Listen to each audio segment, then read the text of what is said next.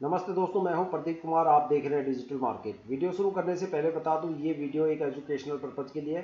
अगर आप stock market में कोई भी फाइनेंशियल इन्वेस्टमेंट करते हो तो अपने फाइनेंशियल एडवाइजर से सलाह जरूर लें या फिर अपनी सोच समझ के साथ ही स्टॉक मार्केट में इन्वेस्टमेंट करें।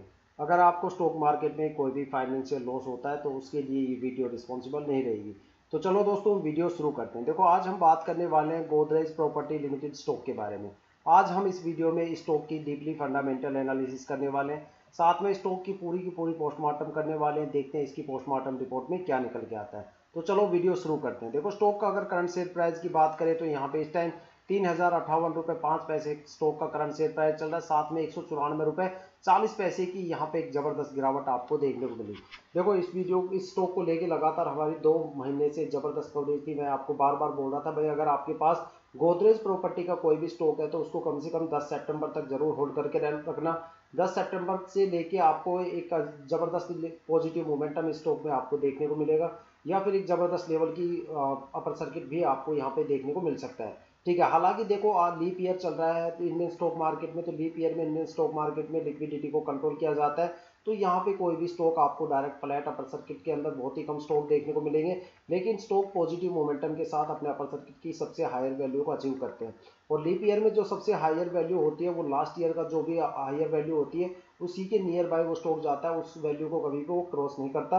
कोई भी स्टॉक आप उठा के देख सकते हो, 10-15 साल पुराने कोई भी रिकॉर्ड उठा के देख सकते हो लीप ईयर के। ठीक है, तो यहाँ पे देखो, आने वाले टाइम में आपको ज़्यादा ग्रोथ मिलेगी या फिर गिरावट मिलेगी, उसके लिए हम इसकी डीपली फंडामेंटल एनालिसिस करने वाले हैं। तो वीडियो के अंत तक बने रहिए, आपको एक अच्छी खासी इन्फॉर्मेशन यहाँ पे देखने को मिलेगी, इस चीज़ का मैं दावा करता हूँ। साथ में अगर स्टॉक की लास्ट ईयर की परफॉर्मेंस करें तो ये स्टॉक 1532 रुपये से चल के 3402 रुपये 70 पैसे के आसपास गया था। देखा जाए तो यहाँ पे इन्वेस्टर्स का जो पैसा है पूरी तरह से डबल हो गया। स्टॉक में आपको कोई भी डिविडेंड यहाँ पे देखने को नहीं मिलता। और पी रेशियो की बात करें तो यहाँ पे 75.97 पी रेशियो है, जिसका मतलब है भाई स्टॉक का जो मोमेंटम है वो एवरेज से थोड़ा सा ज़्यादा आपको देखने को मिलेगा। ठीक है, साथ में अगर स्टॉक की फाइनेंशियल कंडीशंस की बारे में बात करें या क्वार्टरली रिजल्ट के बारे में बात करें तो देखते हैं कंपनी कितनी ज़्यादा प्रॉफिट में चल रही है। साथ में कंपनी की जो ऑपरेशनल एक्टिविटी है और सेल्स एक्टिविटी है वो क्या परफॉर्म कर रही है। तो उसके लिए हम जून 2024 का क्वार्टरली रिजल्ट चेक करते हैं। अगर रिवेन्यू की बात करें तो यहाँ पे 739 करोड़ का रिवेन्यू है, जो कि लास्ट ईयर की कंपेरिजन में 21% से ज़्यादा की गिरावट के साथ यहाँ पे खड़ा है। साथ में अगर नेट इनकम की बात करें तो 520 करोड़ पे यहाँ पे नेट इनकम है, जो कि लास्ट ईयर के कंपैरिजन में 316% से ज़्यादा की ग्रोथ के साथ है। अगर यहाँ पे डिल्यूटेड ईपीएस की बात करें तो 18.7 है, जो कि लास्ट ईयर के कंपैरिजन में 360% से ज़्यादा की ग्रोथ के साथ है।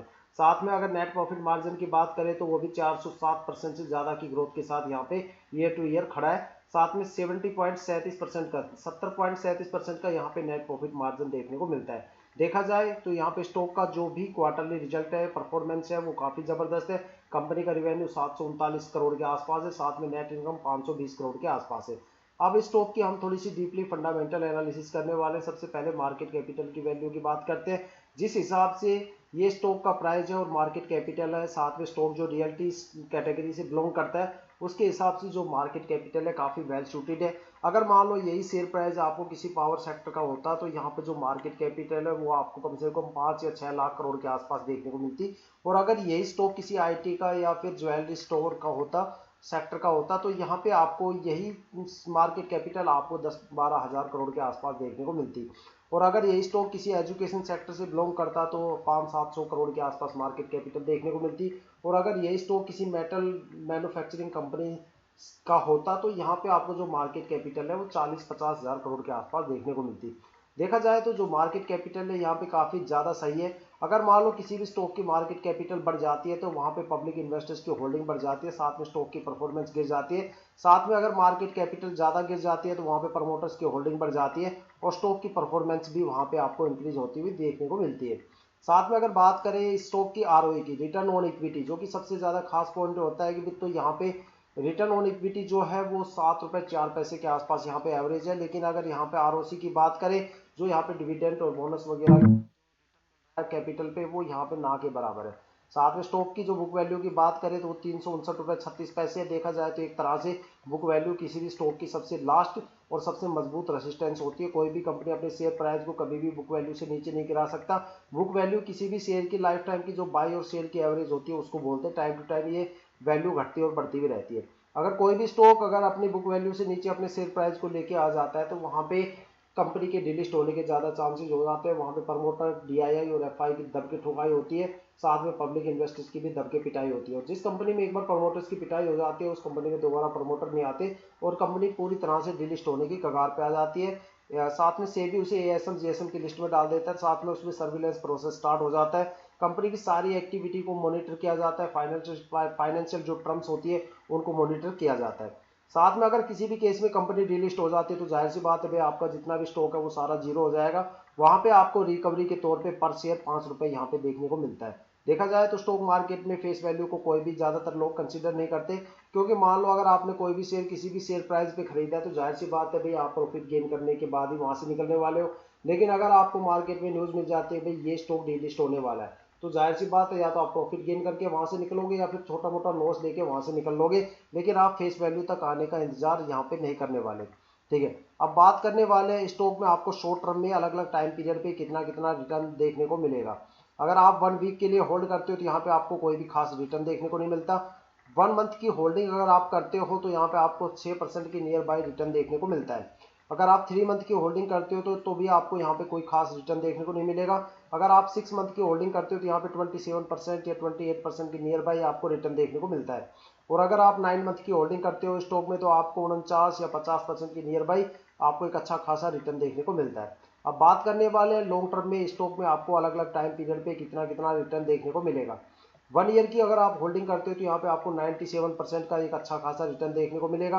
2 ईयर्स की होल्डिंग पे आपको यहाँ पे नियर बाई 130% के आसपास एक अच्छा खासा रिटर्न देखने को मिलेगा। 3 ईयर्स की होल्डिंग में आपको यहाँ पे नियर बाई 31% का एक अच्छा खासा रिटर्न देखने को मिलेगा। और अगर आप 4 ईयर्स की होल्डिंग करते हो तो यहाँ पे आपको नियर बाई 254% का एक अच्छा खासा रिटर्न देखने को मिलता है। और अगर आप 5 ईयर की होल्डिंग करते हो तो यहाँ पे आपको 205% की नियर बाई एक अच्छा खासा रिटर्न देखने को मिलता है। तो देखा जाए एक एवरेज वगैरह देखे जाए तो यहाँ पे आपको शॉर्ट टर्म में 6 मंथ से लेकर 9 मंथ तक एक अच्छा खासा रिटर्न देखने को मिलेगा।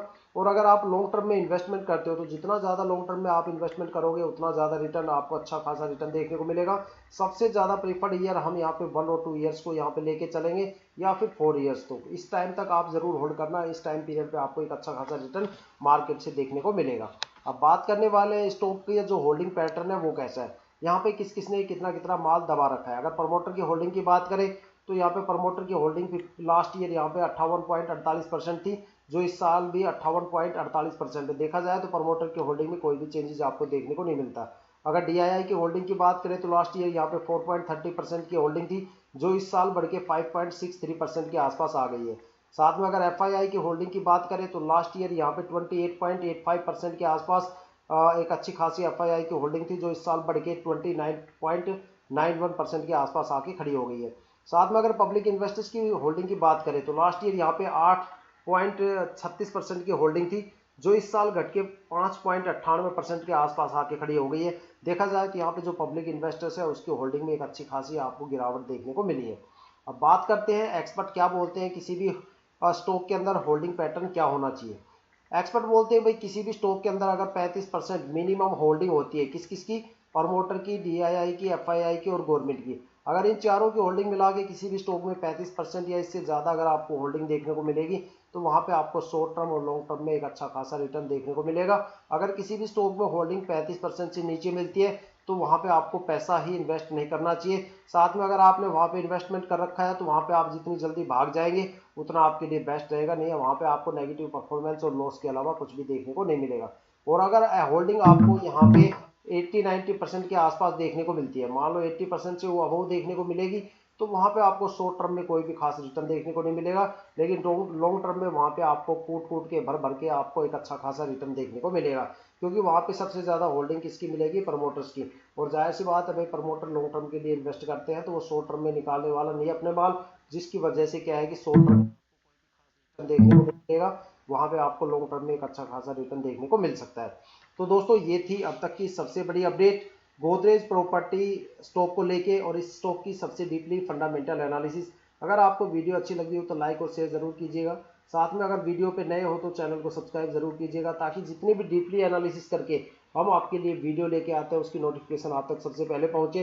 ताकि आप स्टॉक मार्केट के हर पहलू से अपडेट रहे, अपने आप को अपग्रेड करते रहे। इसी के साथ ये वीडियो समाप्त करते हैं। जय हिंद, जय भारत।